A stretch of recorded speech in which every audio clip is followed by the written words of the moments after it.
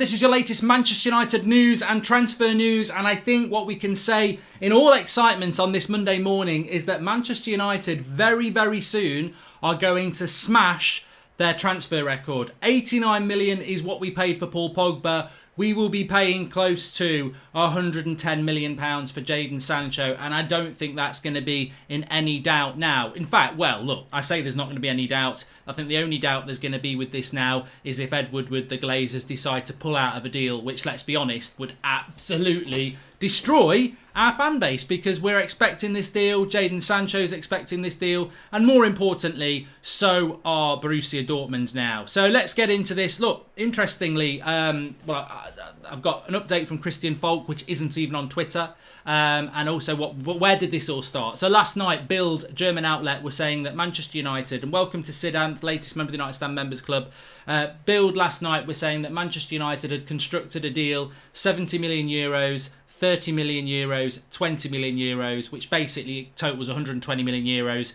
that Dortmund would accept. Basically, United would pay an initial fee, then they'd pay more money over a couple of years, and Dortmund are happy with that. So what is that? 70 million pounds? No, 70 million euros, which is about 63 million pounds. Next summer, we pay another 30 million euros, and then the summer after that, we pay 20 million euros. 120 million euros over the course of the deal. That's around 100 to 110 million pounds, which is what we would pay, which is therefore the deal is what the total deal is. So that would break our transfer record.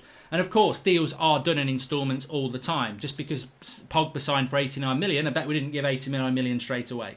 Jan Åge Fjørtoft, obviously Norwegian. He's not ex-Norwegian, he still is, but close ties into Dortmund, ex-Premier League footballer. He came out around 11 o'clock last night saying that, look, they've got good connects into Dortmund. There's something in this, definitely. And then this morning, Christian Falk as well, tweeting out that there's something in this. Now, interestingly, what I can say is that Christian Falk was on the show about 2 or 3 weeks ago talking about the Sancho deal. Probably I would say probably the tier 1 journalist of the summer so far. Romano obviously is the Don, but he's not really got involved in this so far. Falk tweeted an hour ago, says William Jacob. I emailed Christian in between then, so I can give you a bit of an exclusive update here. So Christian was going to come on the show tomorrow, but we would... Basically, this morning he said, I'm not going to come on the show tomorrow. I'll come on in a couple of weeks' time because we've got Champions League stuff with Bayern and there's nothing new to add other than the tweet I've just put out. So what I said is, so there's nothing new than that. And what Christian said was, there is no concrete bid from Manchester United yet, but I expect something to happen this week. And obviously, Dortmund will accept that instalment deal. So it's in Manchester United's hands now. And to be honest with you, I'm very excited about this because I think the concern with Dortmund was always that they would want 120 million euros up front. And if Manchester United can construct a deal in instalments, then there is no reason not to do this deal. I've always said this. There's two things I've always said. And they are this. That when it comes to Jadon Sancho, if we hadn't have had COVID-19, £100 million, which is about 110 million euro, it was a fair price. So I agree with Dortmund on that. Before COVID-19, £100 million was a fair price for Jadon Sancho. I think post-COVID-19, you've got to bring that down. Now, how you bring that down, Dortmund obviously don't want to bring it down, but if they're willing to bring it down because of instalments, then I think that, United realistically, this is Jadon Sancho. It's not Bruno Fernandes. And I'm not saying Sancho's better than Fernandes, but in the world market, he is more valuable. He's more marketable. He's younger. He's a different type of talent.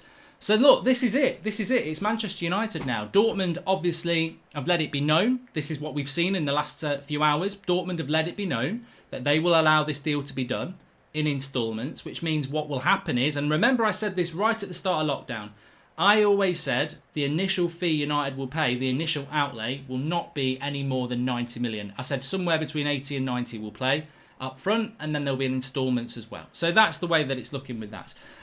Welcome to Lee Anglin and to Tom Parker, latest member of the United Stand Members Club.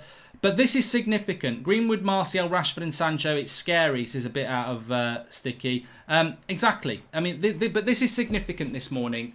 It's interesting because yesterday I was talking about this rumour about United announcing Sancho on the 7th, which is Friday, because of the number 7 shirt. And I said, look, I've heard this rumour. if it happens, fair play to the person who put the rumour out there. But I couldn't see United doing it that quick. What Christian Falk has always said, and he said it again today, is that Dortmund have set a deadline of next Monday, the 10th of August. So the reality is the next few days, every hour of the next week is really quite significant in relation to Jadon Sancho. And the speed at which Manchester United are going to have to do this deal means that if they do this deal in the next week, then we've got to sit back and say we're operating in a new world. Ed Woodward and co are adamant that we're operating in a new world, Manchester United. Whether it's on the pitch, whether it's transfers, whatever it is, United are very eager to say that they've learnt the mistakes of the last 6 years and we're moving into a new era. Now that's going to take time and it's going to take trust for the fan base. And a lot of you will be saying, well, I don't trust them, they take bloody ages. But if they do get this deal done quick with Jadon Sancho, the transfer window only opened a week ago. We only started really negotiating with Dortmund last week. An official bid hasn't gone in yet because we want to make sure that that bid is going to be accepted. So if it happens this week, we've got a whole other transfer window to talk about other players, which I'll be talking about them in a minute anyway. So massively significant. Do you think we could include Pereira in a swap, says Ethan627? I don't think there's going to be any swaps in this. I think it's going to be money. Thoughts on Kasper Schmeichel rumour, says Jacob Hill. Load of crap. And Mark, how much would be left from our transfer budget after Sancho's signing, says Ali Mutar. Well, I think that realistically, if Manchester United are going to spend around 80 million on Sancho with instalments, then you can forget the instalments because they're going to be paid over the next couple of years. So I would expect Manchester United to be active in this transfer window. They want to pay the first payment on Sancho. They will want it to be as low as possible. But 70 million. If that one's true, if what Jan Arge Fjortoft was tweeting about and what Christian Falk has confirmed this morning and what Bild was saying yesterday, if United's first payment for Jadon Sancho is 70 million euros, that's about 63 million pounds first payment.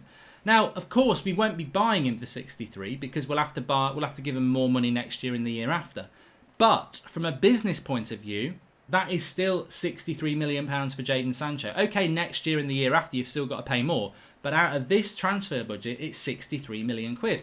Now, of course, we spent 47 on Bruno. So you add that to 63, that's 110 million spent. And they did say that Bruno's fee had come from that window. We need to offload players and we still need to bring some players in. But look, the lower United pay for that first instalment, the better it is for our transfer window. But let me go back to the headline. Manchester United are going to smash their transfer record for Jadon Sancho. And I understand there'll be some confusion about this, but it's about instalments. The deal is 120 million euro, but we'll pay that over 3 years, which will help our transfer and help our funds to do that. So it will be a world record transfer because that's what it comes to. But it won't be an initial outlay. So yes, if you are joining a little bit late, some significant news about Jadon Sancho and exciting news this morning that things are definitely moving, that Dortmund are letting it be put out. I mean, look, we talk about Man United PR spin. We talk about Manchester United putting information out there. To me, the last 24 hours is Dortmund putting information out there to appease Jadon Sancho, to appease their fans and let the world know they will do this deal and they will do it on instalments. They're not going to be ridiculous about it. They're not going to say we want 120 million euros straight up. We will do this deal in instalments, which I think is fair. And Manchester United now, if they truly want Jadon Sancho, paying 120 million euros for him over 3 years is not a hardship because he will totally repay that. So it's there for United to do, and it's how they want to construct that deal and how quick they want to get that deal done. But I think what Dortmund are also doing very, very cleverly here, remember they want this deal done by a week today. What they're also doing is quite clever, Dortmund here, because they've got lots of experience of transfers, whether it's selling high or buying cheap young players. What Dortmund are doing here is they're putting this into the public arena through the press, through outlets that they can trust, so that the world knows that they are open to doing this deal and that Manchester United are the ones stalling. That's what they're doing. They don't want this deal to run for weeks and weeks. Solskjaer doesn't want it to run for weeks and weeks. So what Dortmund are doing is they're saying this deal can be done. We will do it in instalments. It's a fair deal. Over to you, Manchester United. And now, the next coming days, hopefully not weeks, we know the ball's in United's court again. And actually, as I said, if it's 80 million quid, if it's 70 million quid, and then it's instalments to get it up to 100 and something, I think that's fair in this market. I really do. So let's see what United do. Adam Irving, latest member of the United Stand Members Club. Wan-Bissaka. Well, this is what we were talking about yesterday. Owen says that Wan-Bissaka signed on the 29th and Maguire signed on the 5th. I don't know whether Maguire did sign on the 5th. Did Maguire sign on the 5th? Did he sign on the 5th of August then? I didn't realise it was that late. Thoughts on the turmoil going on at Inter. If Conte leaves, Sanchez comes back, and that's not great news for us, says Kinky. I'll talk about that in a minute. Hi, Mark. If and when Sancho signed, do you think he will pop off right away? Says Genwell. Where's he going to pop off to? Where's he popping off? The shops? To stock up on toilet paper? Where's he popping off to? I don't know what you mean. Nomar says Grealish and others will be paid the same way. They only benefit to having finance-savvy owners.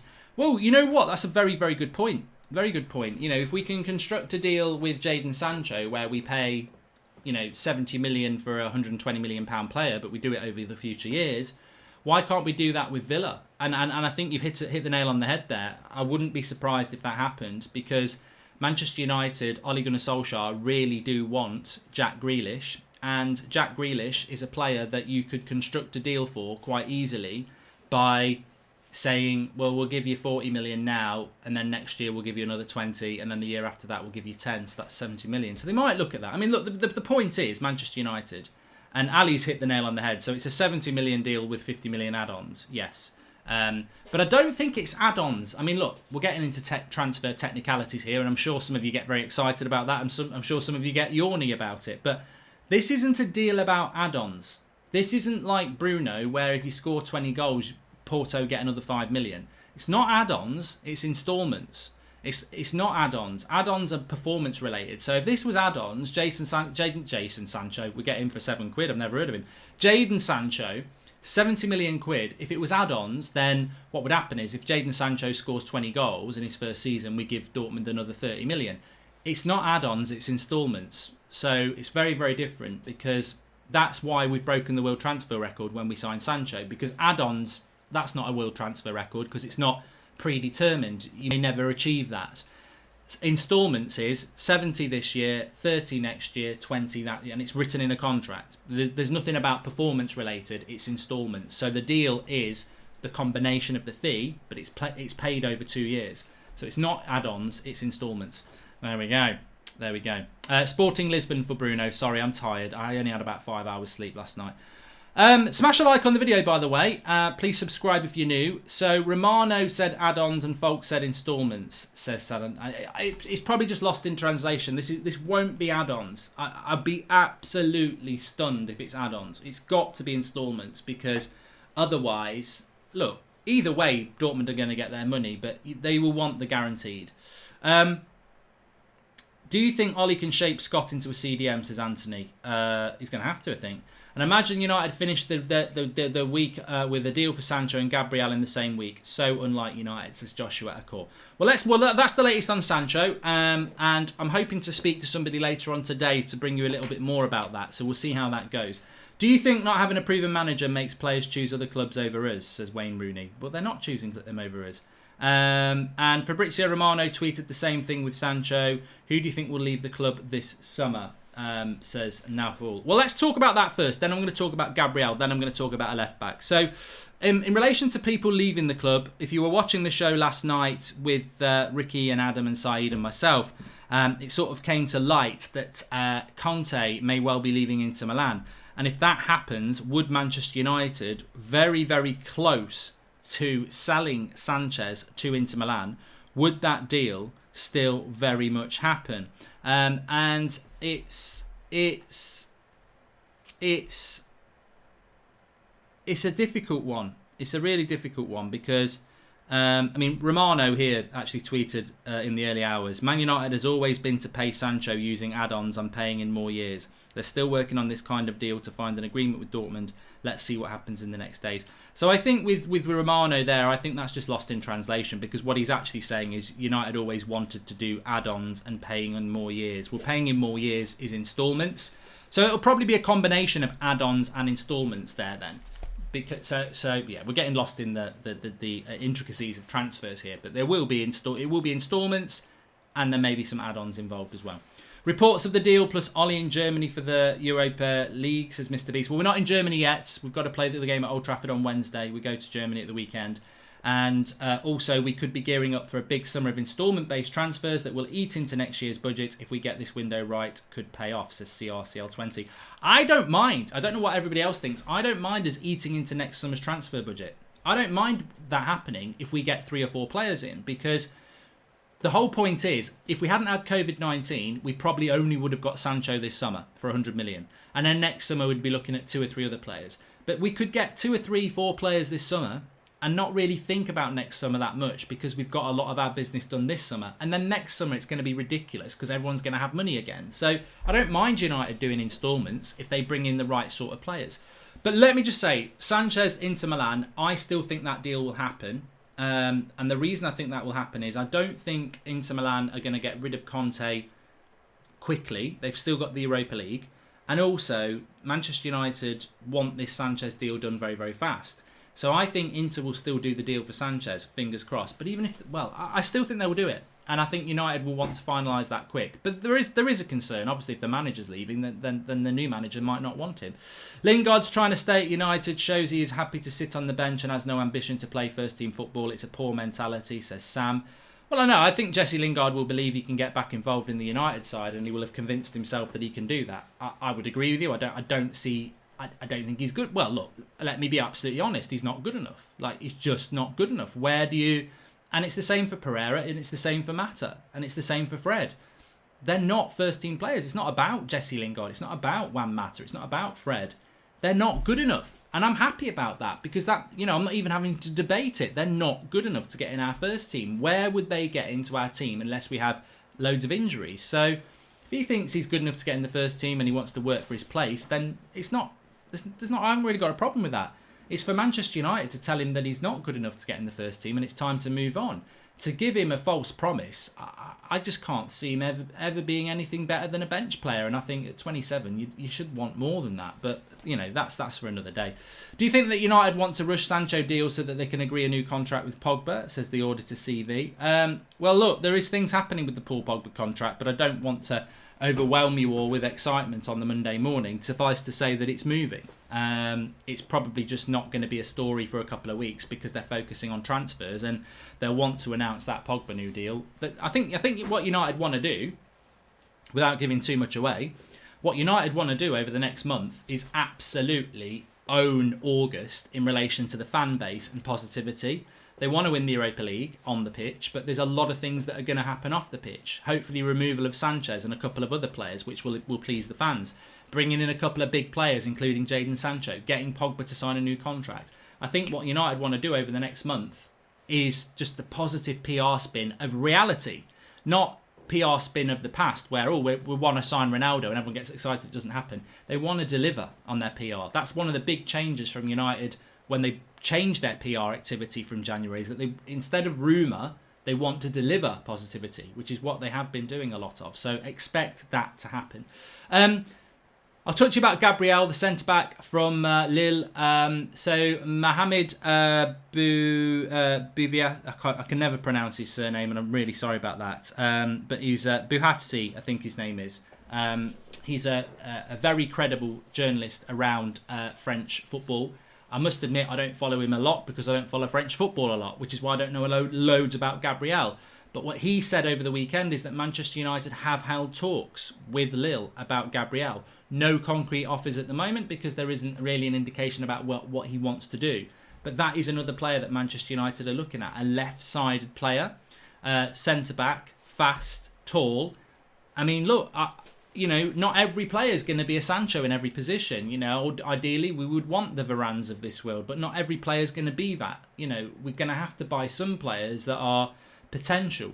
And some, as I've always said with transfers, if 70% of your transfers work out good, you're doing a good job, because nobody does 100% of transfers and they end up being good. And that's proven at United over 30, 40 years of my life. So I hope that United, for me, the interesting thing is that we're looking at bringing in a centre-back who's left-footed. Whether it's Gabriel or it's some other player, I hope United are going to do it, because it will give us some balance and it will give us something a little bit different. And look, at the end of the day, we all want Twansebi to do well, and I think he is the sort of centre-back that we need. But again, he's another right-sided centre-back. And Rojo's the only left-footed centre-back that we've got, and he's not good enough. You know, we need a left-sided centre-back because of the way Ollie wants to play out from the back. He wants his centre-backs to split. And having a right-footed left-back in Williams and a right-footed centre-back in Maguire doesn't allow symmetry to play, you know, to split and play down either side. It doesn't help the players who are on the left wing. It doesn't help the players who are on the left midfield. So I hope that United are looking at that, and hopefully we'll see some developments on that. But again, look, I'll go back to what I said a few minutes ago. If United are going to get this Sancho deal done very, very fast, then we're going to do something that we haven't done for a long time. Certainly not in the last couple of years. United fans, we know that our negotiators are like Dracula. They will suck the blood out of and joy out of any Manchester United transfer, and they'll make it last 6 weeks. You know, basically, if Manchester United were transfers like, you know, fruit pastels, if you've never had one, you know, I'm sure most of you had. There used to be an advert for fruit pastels. How long before you chew it? So you put it in your mouth, different flavoured, I think they're quite nice. And no matter how long you think you can suck it without starting to chew, eventually your mouth will give in, and within seconds most of the time you'll chew it. And that's basically the approach of a Liverpool or a Man City. You give them a fruit pastel, they chew it and they enjoy it, and everyone gets to enjoy it, and that's great. Manchester United, the way we do transfers, you put a fruit pastel in your mouth and it will be in there for weeks. I don't care, I'm not going to enjoy it, we're going to suck it, for weeks. And that's what our fruit pastel transfer strategy. But if we can change with Jadon Sancho and do a deal that is going to be the biggest transfer of the summer, and I don't know why I'm doing that, because it will be the biggest transfer of the summer. It will be our biggest transfer in our history. If we can do that in what is effectively 2 weeks, then that's a whole new ball game in relation to United transfers. But on top of that, if we can do the world's biggest transfer in a couple of weeks, whilst also progressing other transfers in and out of the club, then this shows a totally different way of working at Manchester United, and one that would be ultra impressive. I'm not going to hype it up too much because we've been disappointed in the past, and who knows, we might be here in October and Jadon Sancho's still not signed. So we've got to be careful, but there are encouraging signs, and I think the biggest encouragement on Sancho is that Dortmund are encouraging this deal to be done fast. They want it done quick, they want to spend that money themselves, and they're putting it out there in the public arena of the deal that they will accept. Pogba out, Sergej Milankovic-Savic in, says David Page. I don't think anyone's going to back you on that. I like Fred, but I don't see where he would fit into the current system. Should we look to sell him and use the money to get someone like Partey in, says Gustav. And Rizzo says, Mark, when Sancho signs for us, will he be able to play in the Europa League? No. Unless someone's going to tell me something ridiculous, no. Breach says it's not a new policy, they have a time limit. Well, I disagree. I disagree because I think although there is a time limit from Dortmund, it shows Manchester United that they can do deals quickly. Gabriel, Grealish, Sancho, happy with that window, says Archon UK. I would be very happy with that. Very happy with that. I mean, there's a couple of risks in there, but I am happy with that. I think that would be good. Just remember the left back we was talking about. Let me get the club right. Rayan A. Nouri. He plays for Angers, not Rennes, as I said the other week. 19-year-old left back, considered to be one of the best up-and-coming left backs in Europe. Now, Man United were linked to him on Friday. Over the weekend, their coach has come out and said, he's one of the best left backs I've seen. He's clearly going to leave the club, and that's why we've got another player in to replace him. So, looks like he may well be available. Now, Manchester City have been looking at him. Manchester United apparently looking at him. It's interesting because over the weekend there was a story coming out that Manchester United are getting increasingly frustrated about the number of players they get linked to that they've got no interest in, but they're just being linked to because it's Manchester United, which gives a transfer more glamour. I wonder with this Nouri player from from Angers, are United just being linked to him to add the glamour? Because there are going to be players like that. Maybe Gabriel's one of those. We know that United are in for Grealish and Sancho. That is a certainty. Beyond that, who knows? But he looks good. He's a left footer. Do I think United are going to sign 4 players? Probably not. So I don't think there's anything in this, but it was interesting that we were linked to him on Friday. and the manager was talking about him over the weekend. I suspect that maybe Angers are looking to sell somebody to raise some money because they won't have a lot of money, and maybe the introduction of Manchester United helps them. So I don't think there's anything in that as much as I would like there to be. Why are United not completing the smaller deals and get it completed in tandem with Sancho deal, as it takes a lot of time for deals like Sancho, says Costa. Well, as Breach said, the Sancho deal may well take a long time, but there's clearly a time limit on that. So United have got to get their finger around there. Abdi says, I would suck on you if you're a fruit pastel, mate. No chewing here. Oh, my God. And do you think we can finish third next season? It looks like Chelsea are going to sign a centre-back, left-back, and maybe even a goalkeeper after Havertz, while we only sign Sancho, says TVS. Look, if Chelsea buy a goalkeeper, a left-back, and a centre-back, on top of a striker in Werner, an attacking midfielder in Havertz, and Ziyech, that's 6 players. I don't care who you are. I think that's too many players to bring into a squad. Look at what Fulham did. They got relegated. Look at what Villa did. They nearly got relegated. Buying 6 players just excites the fans, but in FIFA, in Football Manager, it's real life. And I think if you buy 6 players and drop them into your squad, you are going to have a big issue in relation to all those players gelling. You're going to have a big issue in relation to morale of the players that have been a part of the team in the previous season. And I don't think it necessarily leads to good synergy within your team. And if you are Chelsea, well, who are these 6 players going to play for? Okay, your goalkeeper's been a bit crap. Centre-backs, all right, they've not been great. Left-back, all right, you can put him in there. But they've got loads of midfielders. They've got loads of attackers. I mean, are you just going to get rid of people like Giroud and Pulisic? Well, he's injured again, and Mason Mount and players like that, who I think Mason Mount's had a good season for Chelsea. So I don't think... I wouldn't want United to sign 6 players. I think 3 players I'd be happy with. 4 if one of them was a player for the future. But I wouldn't want 5 or 6 players coming into United. I think that would really disrupt the morale that we're building within that team.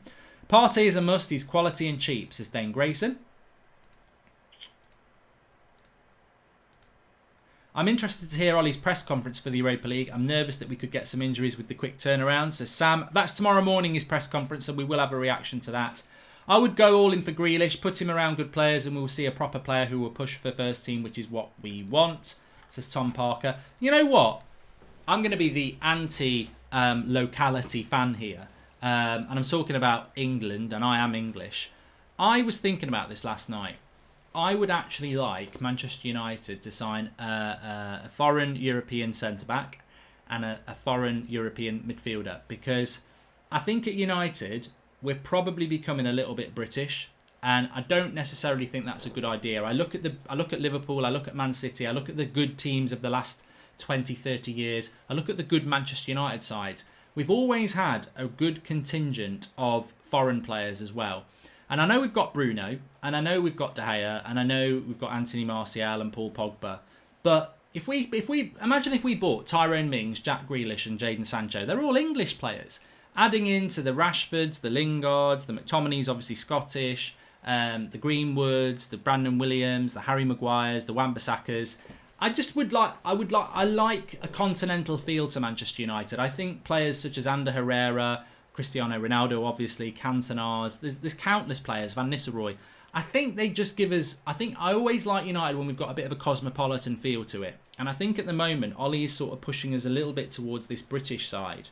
Whereas I think, a 30-70 split at least, but maybe a 40-60 split. I like Grealish, but Grealish, with all the English lads, or Van der Beek, I don't know. I don't even know where that mentality comes from, but I just worry a little bit. I mean, look, in all honesty, Grealish lives around the area I live in. We know some of the things he's done. You bring Van der Beek in. Is he a drinker? Is he somebody who's out, bothered about social media and everything like that? I don't know. I think that may be it. I'm just a little bit concerned about bringing in Jadon Sancho, Jack Grealish, and look, Sancho's going to be a world-class player, but Grealish, I've got no problem with Grealish coming in, but I just think I would probably lean a little bit more to Van der Beek. And look, maybe I'm being a little bit stereotypical there, but look, the evidence is there certainly over my lifetime, that you get more professionality from foreign players coming into the Premier League in the main. You look at the Juan Matas, the David Silvas, people like that. That's just my feeling about it. My preference would probably be to bring a Van der Beek in, but I think we will go for Grealish, and I don't have a big problem with that. But I just would probably prefer Van der Beek. If I was a goalkeeper, they're all competitive to be at the top. They're all ruthless. We should have Henderson and De Gea in the same squad to compete, says Alex. I disagree with that, Alex. I think history proves that having two good goalkeepers just causes more problems than it's worth. It puts a lot of pressure on the goalkeeper who's in goal. One mistake, you change the goalkeeper around. I think in the goalkeeping position, you need consistency. You back one goalkeeper, whether it's Henderson or De Gea, you back one goalkeeper and you stick with them. And also, yeah, Van der Beek is cheaper. But I don't think we're in for Van der Beek. I really do think what somebody said at the start of the video, that with Grealish, that deal can probably be done in instalments. And I think maybe United will look at that. I'm doing the Aston Villa career mode this afternoon, Ian, yes, about 3:30. And I'd rather Van der Beek personally, more versatile and younger, says Ricardo Fidelgo.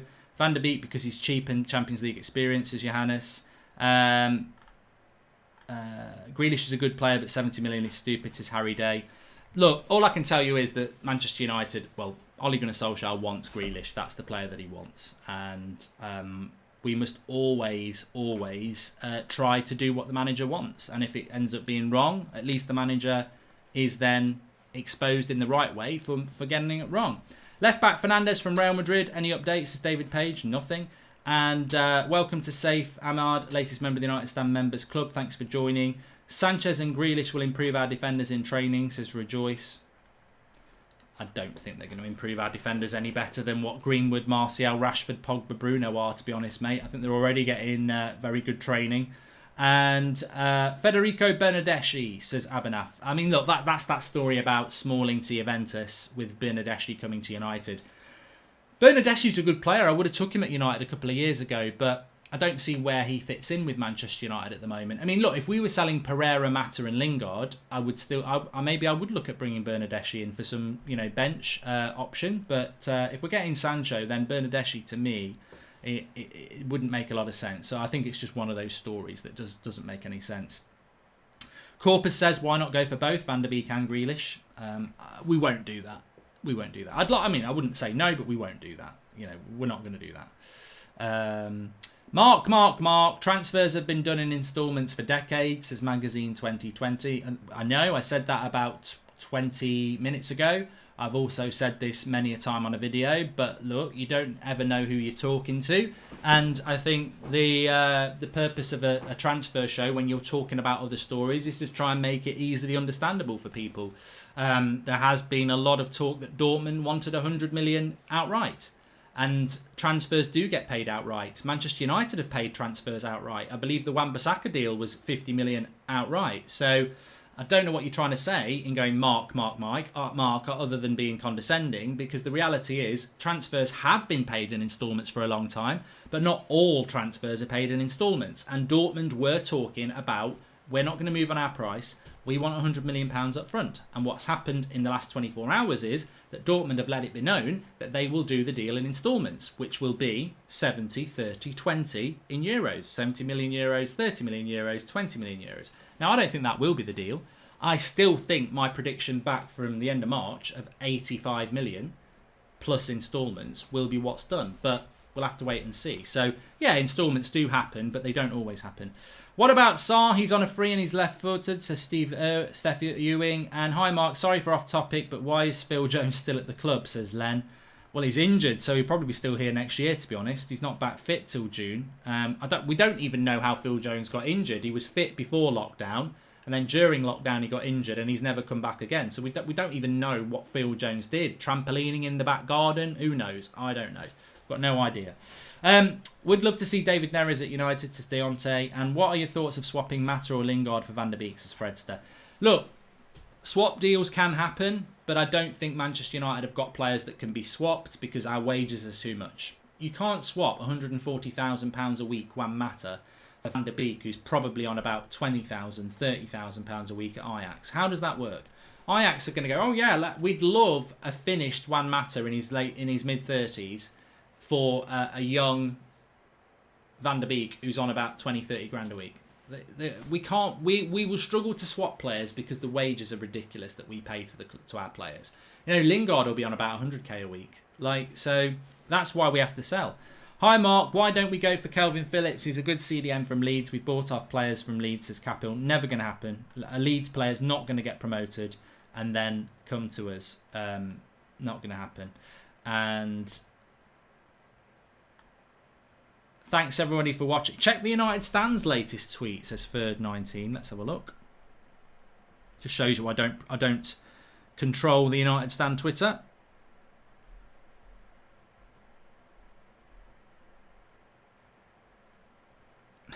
Gabriel's wiki page has been edited and he's now a Manchester United defender. Oh no. He plays for Mark Goldbridge. His current team is Mark Goldbridge. If you look up Gabriel, known as Gabriel, is a Brazilian footballer who plays as a defender for the United Stand and Sheffield United and the Chinese national football team. Just shows you Wikipedia can be manipulated. That won't be like that for long, I'm sure. But there you go. Anyway, look, lots of content coming up for you. We will be live at 8 o'clock, and I've got a good interview I'm doing that hopefully at some point today that I'll get up on the channel as soon as I've done it. So thanks everyone for watching. Smash a like on the video. Make sure you subscribe if you're new. I think we're going to be in for a very, very busy August. So keep yourself up to date with the United Stand, whether it's our website, unitedstand.com, Twitter at United Stand, at Mark Goldbridge on Twitter as well, and also the YouTube channel. And we'll speak to you very, very soon. Thank you for watching. Have a good day.